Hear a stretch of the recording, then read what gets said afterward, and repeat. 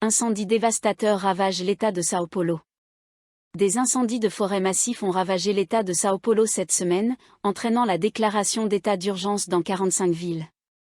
Plus de 2000 incendies ont été signalés, causant des pannes d'électricité, une pollution atmosphérique sévère et des perturbations dans l'approvisionnement en eau dans des villes comme Ribeirão Preto. Malheureusement, 2 personnes ont perdu la vie en luttant contre les incendies à Urupe. Le gouvernement a ordonné l'intervention militaire pour aider à combattre les flammes, mais la situation reste critique avec de nombreux axes routiers bloqués. Crisis 24. Presse Herald. Incendie industriel à Caflandia, Paraná.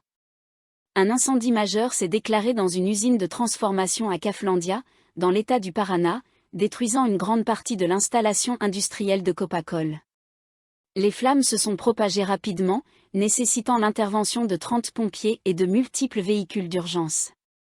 Les autorités ont renforcé la sécurité autour de la zone pour éviter d'autres incidents, tandis que les habitants sont invités à éviter la zone en raison de la fumée épaisse et des risques de santé associés. Crisis 24. Inondations et découvertes paléontologiques majeures. Des inondations généralisées dans le sud du Brésil ont non seulement causé des dégâts considérables mais ont aussi conduit à une découverte paléontologique surprenante. Un fossile de dinosaure datant de plus de 230 millions d'années a été mis au jour, l'un des plus anciens et complets jamais trouvés dans la région. Cette découverte offre de nouvelles perspectives sur l'histoire géologique et biologique de la région. Brazilian Report. Problème de croissance de l'emploi en Amérique latine. L'Organisation internationale du travail, OIT, a publié un rapport soulignant que les problèmes de productivité au Brésil et dans d'autres pays d'Amérique latine freinent la croissance de l'emploi. Cette situation est préoccupante car elle affecte la stabilité économique et le développement social de la région, exacerbant les disparités économiques. Brazilian Report. Débat sur le financement des candidatures noires. Les élections municipales de 2024 au Brésil voient un nombre record de candidatures de personnes noires et multiraciales. Cependant, une nouvelle loi menaçant de réduire le financement de ces candidatures a suscité des inquiétudes parmi les militants pour l'égalité raciale, qui craignent que cela ne compromette la diversité et l'équité dans le processus électoral. Brazilian Report. Consommateurs d'énergie face à une crise de paiement. Les consommateurs d'énergie au Brésil attendent toujours un remboursement dû à une dette non réglée de l'Itepudam. Le gouvernement n'a pas encore mis en œuvre la réduction prévue des factures d'électricité, ce qui suscite l'inquiétude parmi les ménages brésiliens déjà confrontés à des coûts de vie élevés. Brazilian Report. Restrictions touristiques à Fernando de Noronha. Les gouvernements local et fédéral ont imposé une interdiction temporaire sur tous les nouveaux BEBS à Fernando de Noronha, une décision visant à contrôler le tourisme et protéger l'écosystème fragile de cette destination paradisiaque. Cette mesure est accompagnée d'un examen des licences existantes pour les logements touristiques. Brazilian Report. Madonna enflamme Copacabana.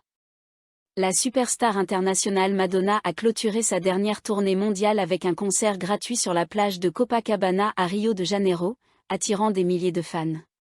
Cet événement a marqué l'une des plus grandes foules jamais enregistrées pour un concert en direct au Brésil, renforçant la position de Rio comme une capitale mondiale de la musique live. Euronews. Manifestation contre le projet de loi anti-avortement. Des milliers de manifestants se sont rassemblés à São Paulo et Brasilia pour protester contre un projet de loi controversé qui assimilerait les avortements après 22 semaines à un homicide. Les défenseurs des droits des femmes ont qualifié le projet de loi de régressif et ont exhorté le Congrès national à le rejeter. Euronews. Découverte de traces de cocaïne chez des requins au large des côtes brésiliennes. Des chercheurs ont trouvé des traces de cocaïne dans les tissus de requins capturés au large des côtes brésiliennes. Les concentrations de drogue étaient jusqu'à 100 fois plus élevées que celles observées chez d'autres espèces marines, suscitant des inquiétudes sur la pollution des eaux et ses effets sur la vie marine. Euronews. Panne de courant en Amazonie. Une panne de courant de 3 heures a frappé certaines parties de l'Amazonie cette semaine, exacerbée par des conditions météorologiques extrêmes et des incendies.